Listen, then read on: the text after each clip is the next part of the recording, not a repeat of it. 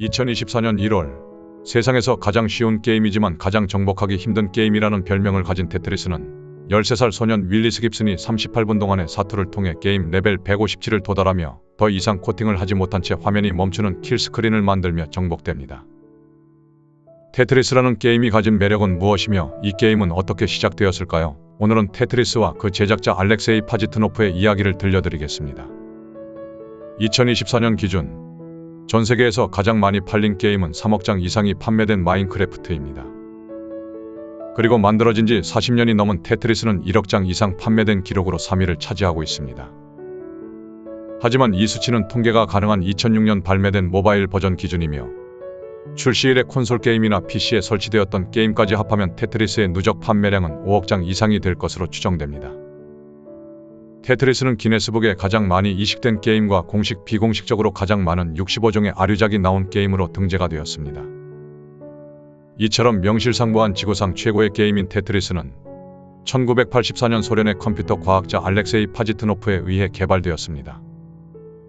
그는 당시 소련 최고의 공과대학인 모스크바 국립항공대학교를 졸업 후 소련 국립과학원에서 인공지능을 연구하게 됩니다. 소련 국립과학원은 3인 1조의 단위로 규칙적인 생활을 해야 하는 엄격한 환경이었지만 업무 특성상 최신형 컴퓨터를 사용할 수 있는 특권이 있었습니다. 무료한 과학원 생활에서 연구원들에게 탈출구가 되어준 것은 게임이었습니다. 연구원들은 몰래 들여온 일본과 미국의 게임을 연구원들끼리 돌려가며 즐기기도 하고 그 게임들을 다시 프로그래밍에 변형된 게임을 만들어서 즐기기도 했습니다.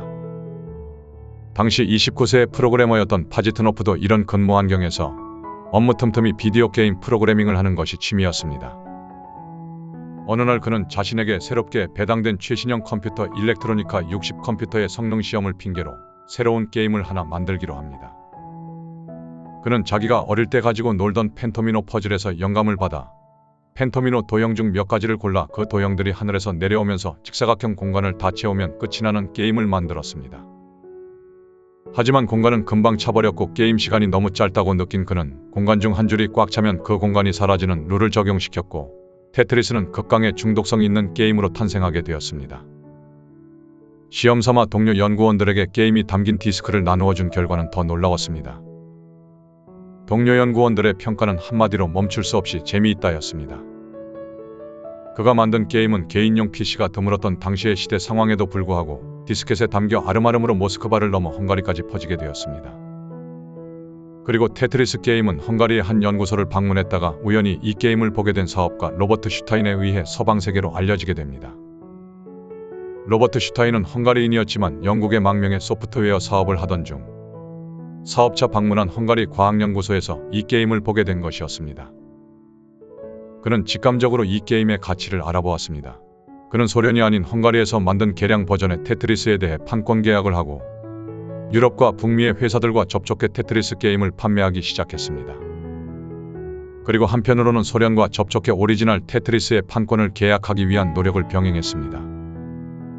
뒤늦게 테트리스의 가치에 눈을 뜬 소련은 무역부 산하의 공기업인 엘로그에 테트리스의 저작권에 대해 교통정리를 하라는 명령을 내립니다.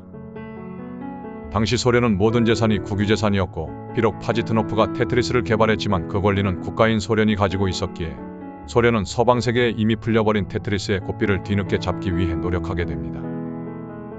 이런 혼란이 계속되는 동안 테트리스는 전 세계로 퍼져나가고 있었고 결국 엘로그는 서방 세계에 테트리스를 알린 로버트의 공로를 일부 인정해서 PC 버전에 대한 권리를 그에게 주기로 결정합니다. 당시 테트리스의 급속한 전 세계적인 확산은 갖가지 추측과 루머를 낳았습니다. 대표적인 루머는 테트리스가 서방 세계의 생산성을 떨어뜨려 망하게 하기 위해 KGB가 의도적으로 만들어 퍼뜨린 게임이라는 것이었습니다. 이런 말도 안 되는 루머가 퍼져나가는 동안 정작 먼저 무너진 건 소련이었습니다. 소련은 테트리스가 출시된 지 7년 뒤인 1991년 건국 70년 만에 붕괴하게 됩니다. 파지트노프는 자신이 만든 테트리스가 공산당의 돈벌이에 이용되는데 회의를 느끼고 있다가 소련이 붕괴되고 그 이듬해에 바로 미국으로 이주합니다. 미국으로 이주한 파지트노프는 테트리스를 만들었던 초창기에 인연을 맺었던 소프트웨어 무역상인 행크 로저스와 테트리스 컴퍼니를 공동 창업합니다. 그리고 로저스의 도움을 받아 엘로그가 가진 저작권을 돌려받게 된 것은 소련의 해체 후 엘로그까지 해체가 된 1996년이었고 테트리스와 관련해 전 세계에 퍼져 있는 모든 권리가 회복된 것은 2002년이었습니다. 행크는 일본에서 BPS라는 게임 회사를 운영 중에 파지노프가 만든 테트리스 게임의 가치를 일찍부터 알아보고 직접 소련으로 찾아와 당시 대통령이었던 미하일 고르바초프 정권과 직접 극비리 협상을 벌여 계약을 성사시켰던 사람입니다. 그는 아직 저작권 개념이 제대로 없었던 소련 당국을 설득해 닌텐도가 테트리스의 공식 콘솔 판권을 확보하도록 계약을 도와 게임보이 버전의 테트리스를 전 세계적으로 대성공시켰습니다. 그는 소련이 붕괴된 후 정작 테트리스의 원주인인 파지노프가 아무런 수익도 없는 것을 보고 안타깝게 생각해 파지노프를 도와 더 테트리스 컴퍼니를 세워 테트리스의 권리를 직접 관리할 수 있게 만들어 주었던 것입니다. 두 사람의 30년 넘게 지속된 우정과 테트리스에 얽힌 이야기는 2023년 애플 TV에서 개봉한 테트리스 영화에서도 잘 묘사되고 있습니다. 앞으로도 두 사람의 우정과 테트리스의 새로운 도약이 계속되기를 바랍니다. 세상을 더 살기 좋은 곳으로 바꾸기 위해 자신을 희생한 한 사람의 이야기가 계속될 수 있도록 구독과 좋아요로 응원을 부탁드립니다.